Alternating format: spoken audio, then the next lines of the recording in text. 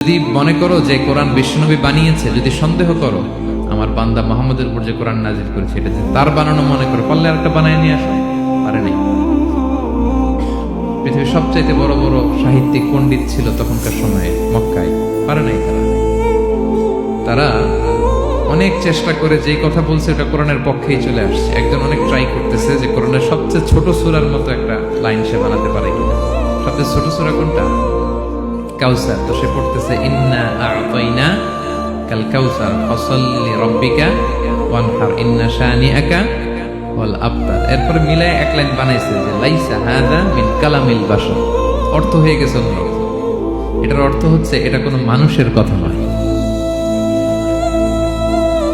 ইন্না আ'তাইনা কাল কাউসার ফাসাল্লি লিরাব্বিকা ওয়ানহার ইন্না শানিআকা ওয়াল আবতার। সে মিলায় বানাইছে এক লাইন, সেটা হচ্ছে লাইসা হাযা মিন কালামিল বাশার। এটা কোনো বাশার মানুষের লেখা হতে পারে না।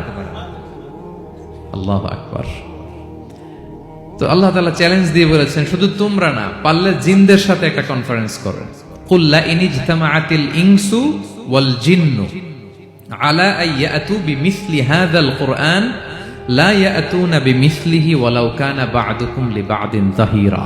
আল্লাহ বলতেছে চ্যালেঞ্জ, গোটা বিশ্ববাসীর জন্য চ্যালেঞ্জ। শুধু তোমরা না, জিনদেরকেও ডাকো একটা কনফারেন্সে। কারণ দুইটা, ম্যানকাইন্ড আর জিনকাইন্ড। শুধু মানুষকে না, আমি জিনকেও চ্যালেঞ্জ দিলাম, সবাই মিলে যদি পারো কোরআনের মতো একটা বই নিয়ে আসো। পারবে? পারবে না। গোটা বিশ্ববাসী এই চ্যালেঞ্জের কাছে হার মেনেছে। এবং আল্লাহ বলেছেন এটা আমি নাজিল করেছি, এটা হেফাজতের দায়িত্ব আমি নিয়েছি। ইন্না নাহনু নাযালনা যিকরা ওয়া ইন্না লাহু লাহাফিজুন। এই কোরআনকে নাজিল করেছে কে? আবার এটা হেফাজতের দায়িত্ব নিয়েছে কে?